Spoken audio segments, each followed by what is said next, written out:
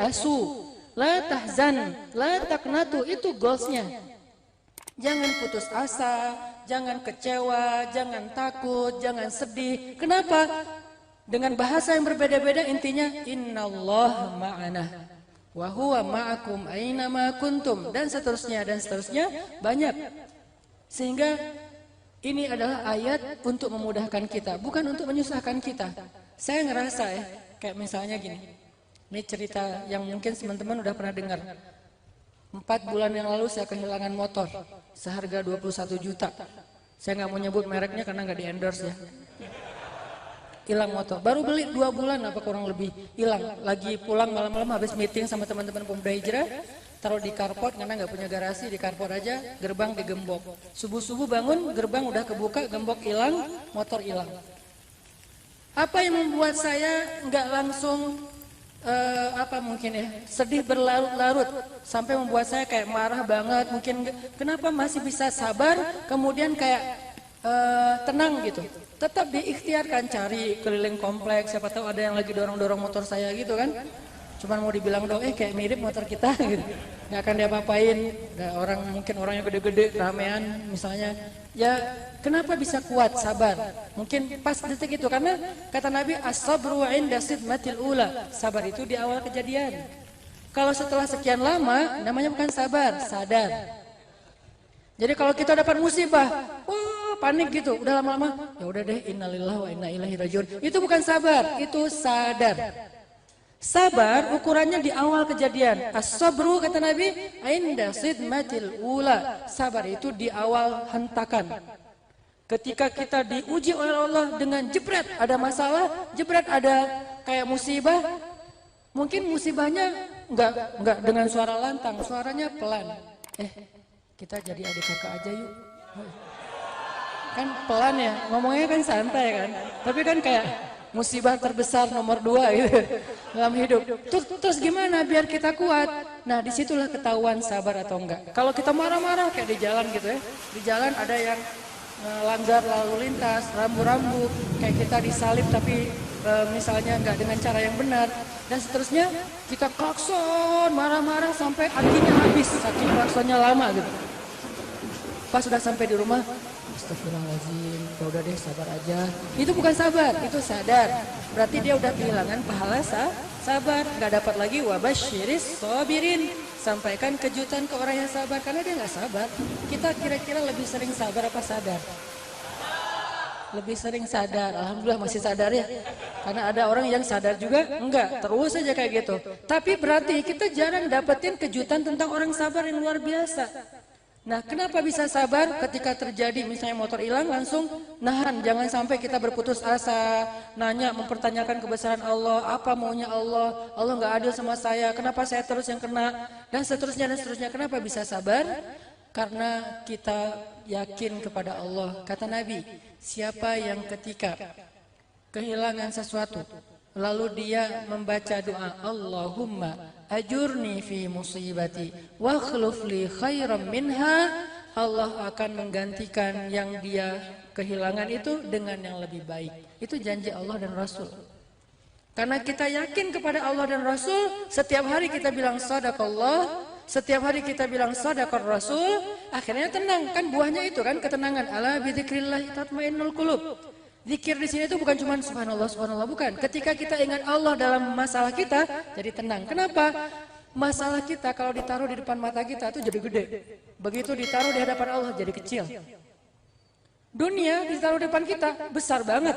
Dunia ditaruh di depan Allah lebih ringan daripada 11 sayap nyamuk. Sehingga artinya apa? Masalah apapun kalau kita hadapin sendiri itu nggak akan kuat. Kegedean masalahnya. Tapi kalau ditaruh di hadapan Allah itu jadi ringan, gampang, sepele banget, receh. Karena kita taruh di hadapan Allah, jangan di hadapan kita. Makanya kalau ada masalah, jangan taruh di depan kita. Taruh di depan Allah. Cara naruh masalah di hadapan Allah, taruhlah dia di atas sajadah dalam sujud panjang kita. Itu cara naruh masalah di hadapan Allah. Begitu kita taruh dengan doa-doa kita, langsung ringan. Kenapa? Itu mah receh di hadapan Allah. Kalau kita nggak yakin dengan doa, wakhluf li khairan minha, kita bakalan putus asa. Baru juga beli 3 bulan, kayak sedih banget gitu kan. Udah belinya cash lagi. nggak ada asuransi yang bisa balikin, artinya nggak bisa ngeklaim kemana-mana, kan rugi nih. Tapi kalau ada kalimat, kita taruh aja kepada Allah, Allah motor saya hilang, ganti dong yang lebih bagus. Kan itu kan terjemahannya kan? Karena kalau kita baca bahasa Arab nggak ngerti terjemah kayak agak kurang greget gitu. Seberapa greget lo doa aja. Jadi harus ngerti terima ya Allah motor saya hilang, ganti dong yang lebih bagus. Udah tenang. Kenapa tenang? Karena yakin. Karena buah dari keyakinan itu sakinah, tenang. Seminggu kemudian, alhamdulillah Allah ganti dengan motor seharga 31 juta. Sebulan kemudian, ini lagi diganti dengan harga motor 45 juta. Masya Allah ya, subhanallah. Ini nih Allah ganti 2 motor loh sekaligus. Satu 31 juta, satu lagi 45 juta. Jadi kalau ada masalah dalam hidup teman-teman, tinggal bilang aja ya Allah saya ada masalah nih kecil. Jangan bilang, ya Allah masalah saya besar banget. Karena kita meletakkan masalah itu di depan mata kita, jadi gede. Coba taruh di hadapan Allah. Kata Allah, kata Nabi, dunia dan seisinya di mata Allah itu lebih ringan daripada sebelah sayap nyamuk. Apalagi ini bukan dunia dan seisinya, cuman recehnya dunia. Berarti kan nggak ada apa-apanya. Tenanglah. Ya Allah saya punya utang sedikit, cuman 100 miliar. 100 miliar itu gede karena ditaruh di depan kita. 100 miliar jadi kecil ditaruh di hadapan Allah. Allah lahu ma fis samawati wa ma fil ard. Miliknya apa yang ada di langit dan di bumi. Berarti 100 miliar jadi receh atau di depan Allah. Karena receh gampang buat Allah untuk nolong kita. Kecuali kegedean. Ya Allah saya nggak mau minta gede-gede, kasihan juga Allahnya. Enggak, kan enggak. Ya pasti nggak akan ngasih. Kalau gede-gede kan lama ya prosesnya ya. Kita mencarikan uang gede juga lama. Tapi kalau receh langsung nih ambil aja. Udah lupa malah setelah dikasih, saking recehnya. Jadi kita minta ke Allah itu receh banget. Sehingga buat Allah tuh gampang ngasihnya. Dan ini kan ajaran rububiyah. Keep the faith, kalau bahasa pemuda hijrah, kita yakin sama Allah, la tahzan. Jadi ayat itu justru untuk memudahkan hidup kita. Sehingga makin banyak kita hafal ayat-ayat tentang tauhid, tentang kebesaran Allah, harusnya hidup kita tuh jadi lebih easy going. Tenang sama Allah, tenang sama Allah. Maryam alaihissalam atau radhiyallahu anha, tergantung mazhab. Ada yang mengatakan Maryam Nabi alaihissalam, ada yang mengatakan Maryam itu bukan Nabi tapi orang soleh, berarti radhiyallahu anha. Ketika ngelahirin anaknya seorang diri, makanan qasiyah, tempat yang sangat jauh, nggak ada bidan, nggak ada siapa-siapa, sendiri, Maryam sedih dan takut. Saking takutnya, takut apa? Takut dibully. Karena Bani Israel itu hobinya tuh ngebully orang di sosmed. Itu Bani Israel banget tuh. Jadi mereka senang banget pakai hashtag bulian. Itu Bani Israel. Bisa dibilang kayak bangsa paling bawel tuh Bani Israel. Jadi Musa itu sabar banget sama Bani Israel. Sehingga Nabi ketika pernah dibawelin sama sahabat sekali, Nabi bilang apa? Musa pernah diperlakukan lebih berat dari ini dan dia sabar. Sehingga Nabi sabar. Apa waktu itu yang terjadi sama Nabi? Nabi dituduh nggak adil dalam membagi ghanimah. Kata mereka, Nabi ini kayaknya ini udah lebih mendahulukan keluarganya daripada kita. Ini udah nggak fair. Ini bukan karena Allah lagi. Nabi sedih digituin sama mereka. Baca komen-komen mereka, broadcast mereka di segala grup-grupnya para sahabat. Kan sedih tuh. Apa yang buat Nabi agak sedikit nahan diri? Karena Musa pernah lebih berat lagi dibully sama Bani Israel. Nah Maryam takut dibully. Dibully apa? Punya anak, nggak punya suami. Dan itu jadi celah banget untuk ngebully Maryam. Sehingga Maryam saking takutnya, Maryam mengatakan gini, ya laitani mittu qabla hadha wa kuntu nasyan mansiya. Seandainya saya mati aja, kata Maryam. Saya nggak sanggup hidup kalau kayak gini. Gimana kalau nanti mereka ngebully saya? Gimana kalau nanti saya jadi trending topik di mana-mana, orang menghina saya, hashtag tentang saya, Maryam hina, Maryam selingkuh, Maryam apa? Gimana? Aduh, saya nggak sanggup hidup kalau kayak gini, kata Maryam. Agak sedikit mengeluh, tapi belum berlebih-lebihan. Allah langsung mengatakan, la tahzani ya Maryam, jangan sedih Maryam. Qad ja'ala rabbuki tahtaki sariyya. Minumlah, di bawah kakimu sudah keluar mata air. Ditenangkan dulu, minum. Kan orang kalau lagi panik gitu disuruh minum dulu. Udah beres minum, ya Maryam. Wa huzzi ilaiki bijid'in nakhlah tusaqit 'alaiki rutban janiyya. Coba kita pakai logika. Memahami ayat ini, bukan pakai tafsir. Pakai logika. Maryam itu baru bersalin, lagi lemah-lemahnya. Cewek baru ngelahirin sendiri, nggak punya siapa-siapa, lagi lemah fisik, lemah mentalnya karena takut kepada bulian Bani Israel. Allah kasih perintah apa coba? Goncangkan pangkal pohon korma. Kira-kira logis nggak sih ini perintah? Jangankan Maryam yang lagi lemah, 10 laki-laki menggoyang pohon korma itu belum tentu goyang loh. Karena pohon korma lebih gede daripada pohon kelapa. Ini perintah nggak logis nih. Ditambah lagi akan berjatuhan korma muda. Yang tua aja belum tentu jatuh, apalagi yang muda yang susah untuk digoncangkan supaya berjatuhan kan? Ini perintah sangat tidak logis. Terus gimana Maryam mau melakukannya? Bukan pakai logika, pakai iman. Gak semua perintah Allah itu harus logis.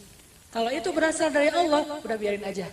Sami'na wa ata'na. Kalau itu berasal dari Allah. Kalau berasal dari manusia, kita pikir-pikir, logis nggak ya? Mungkin nggak ya? Realistis nggak ya? Make sense nggak ya? Kalau manusia, kalau Allah, udah kalau Allah yang nyuruh, lakukan aja. Nanti biar Allah yang beresin sisanya. Allah cuma pengen lihat di awalnya, kita tahan nggak sih? Wahuzzi ya Maryam, goncangkan, bukan ujungnya, pangkalnya. Bijiz'in nakhlah. Maryam baru pegang pohon korma, tuh pohon berguncang dengan sendirinya. Makanya kita cuma ngambil asbab kecil doang, sisanya Allah yang beresin. Dipegang sama Maryam pangkal korma, kormanya berguncang. Dan hebatnya, guncangan pohon korma ini nggak menjatuhkan semua buahnya. Allah yang pilih mana yang jatuh, mana yang enggak. Ya lo jangan jatuh, oh iya, yang lo jatuh. Dipilih sama Allah. Rutoban, janiyah, kan korma itu banyak istilah ya. Ada tamar, ada rutob, ada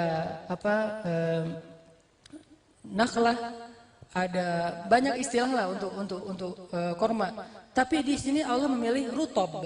Rutob janiyah. Jadi di antara sekian ratus ribu butir korma yang ada di pohon itu, cuman rutoban janiyah. Rutob yang segar, yang rasanya manis, yang boleh jatuh dan jatuhnya tepat di dekat Maryam. Allah lagi nunjukin kebesarannya. Biar Maryam lebih yakin dan gak usah takut. Baru Allah bilang, fakuli washrabi wa qarri aina. Makanlah wahai Maryam, minumlah wahai Maryam, bersenang hatilah wahai Maryam. Ini cara menyelesaikan masalahnya. Yakin dulu sama Allah. Setelah yakin, kemudian Allah bilang gini, fa imma tarayinna minal bashari ahadan faquli inni nadartu lirrahmani sawma falan ukallimal yawma insiyah.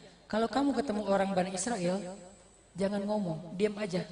Kalau dibully, diam. Kalau di head, diam. Kalau di kick dari grup, diam.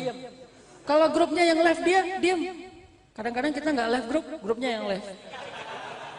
Mereka bikin grup baru di sebelah, cuman kita doang yang nggak di-invite, yang lain masuk. Ini nih, diam, nggak usah di komen, nggak usah di replay, nggak usah di forward. Diam aja, nggak usah di capture.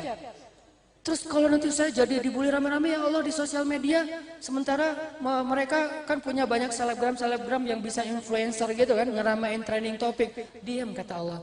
Lan ukallimal yaum insiya. Seorang pun saya nggak akan ajak ngomong. Satu haters pun nggak akan saya replay.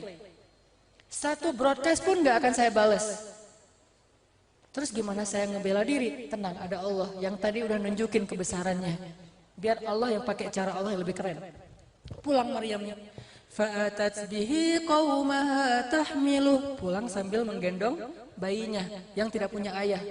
Baru di gerbang kota Al-Quds udah dihadang, dipersekusi sama Bani Israel. Mereka semuanya udah nunggu Maryam pulang. Begitu Maryam muncul di gerbang kota Al-Quds yang suci, mereka langsung menghadang mengatakan, Maryam, kamu wanita kotor, nggak boleh masuk ke kota suci kami.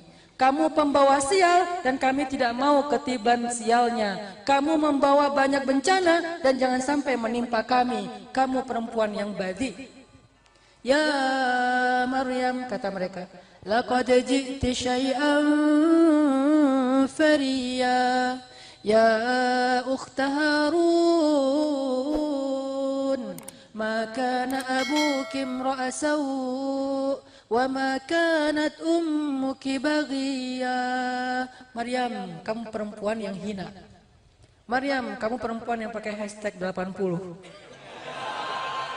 Mereka menghina Maryam pakai hashtag. Hashtagnya viral. Dirame-ramein di sosial media sehingga dia menjadi malu, kasihan. Maryam kan ya?